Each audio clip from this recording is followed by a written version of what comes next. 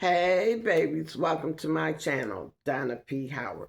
I just wanted to show you a little trick that I do to save space on my stands that I use for the kitchen purposes. So I get some Walgreens freezer bags. The reason I buy these are when they're on sale, it's buy one for $2.79 and you get two free. So it's 20 in a box. So that makes it I'm getting 60 for the price of one. So that's why I stock up on these, whether it's gallon size or quart size. Now, when I go out and buy certain things, I put them in the gallon size freezer bags, not because I got bugs or anything, but being that I am elderly and disabled, I like to try to use my space as much as possible. Because I'm not using my kitchen cabinets that much. I can, but I just choose not to. I use totes and I use the stand. So like when I buy flour, this is a 5-pound bag of flour. I fold this down, which is the top, and then I put it in this freezer bag. It keeps my flour fresh. I can see what it is at all times, and it's not taking up a lot of space on my shelf. I also do it with smaller boxes like this pancake box. This is an average size box, so it fits in here very easily. And I also do it with my sugar. I know some people put their sugar and their flour in the refrigerator, but I have a 2-bedroom size refrigerator, even though it's only me, and that's cool, but I can't fit everything the way I want to fit it in the refrigerator, so I just leave it on the shelf. But I also buy things in big boxes like this. Now, this was my first time buying this big size box. I bought it at BJ's, which is a whole food place. Not a whole food, but you buy in bulk, whether it's food or auto parts or TVs or whatever. So this is what I do. First of all, we'll turn it to the back, and you have your instructions and you have a recipe. So I'll take it out of the box, and I'll put it in one of these freezer bags, and it's like 4 pouches of cornmeal in here, or corn muffin mix, and I'll put it in here. I don't have to date it because I make it on the regular. And here's another recipe over here that I might want to try. So I'll take my packages out.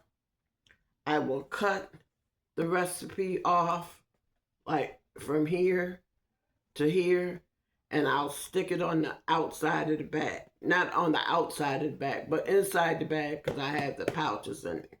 And then I'll take the directions and this recipe, and I'll cut that out and put it in the bag also. Now, they have a little part at the bottom where it says stay in touch. Well, I like this. I used to buy this brand at Dollar Tree. So since this is something that I'm going to buy and keep around every once in a while, I'm going to call this number and let them know that I bought this at BJ's and how much I liked their product, and could they send me some coupons through the mail to my home address. Then therefore, next time when I go to buy this, if there's not a coupon on BJ's app, I can use the coupon and get it for a discounted rate. So here we go.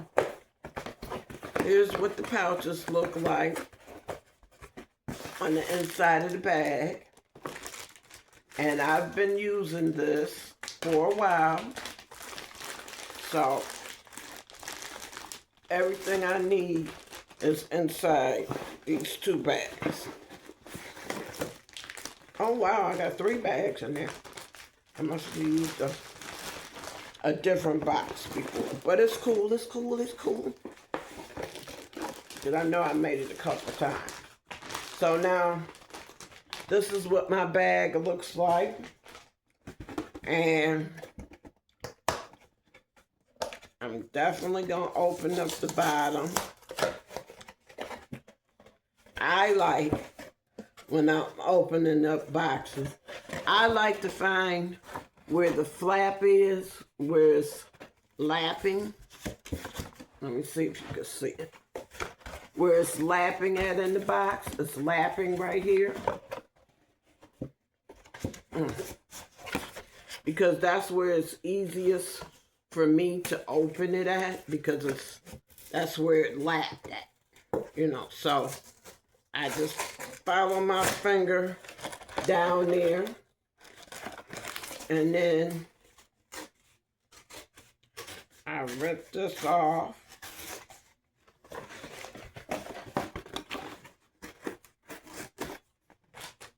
Rip that off. And then since, you know, I do these YouTube videos, so I like to show you what I go through when I use it. Because that was a requested video, so this is what I do.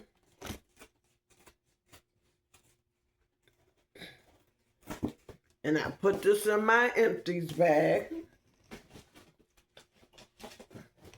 Then this side, I rip this off. Now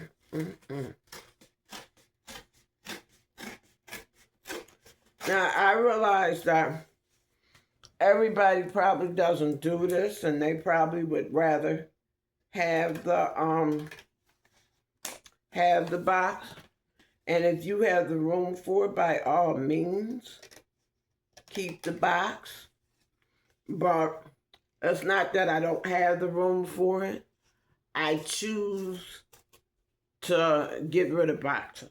I don't want anything that's going to cause where I can't really see what it is, because sometimes I get forgetful because I'm old. So there I go. I put the one recipe in there. And then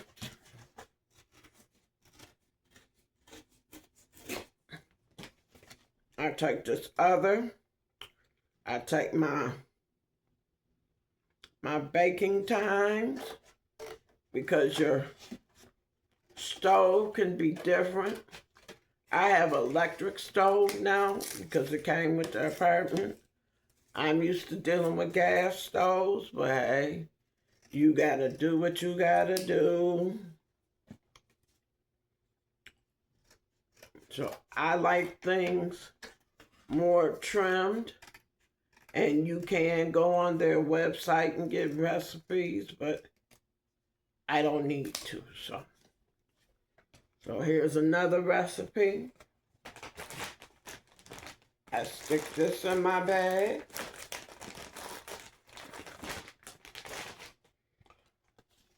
And then, as far as the cooking instructions, I cut that down. And I stick that in my bag. Even though I probably could just put it to the side, I like putting it in the bag so everything for it is together, and it's the product that I had put in here, so everything's together. Just like this. And I can seal it.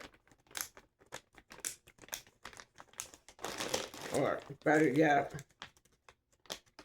I don't like all that air in it. So when I seal it, I squeeze the air out as much as I can.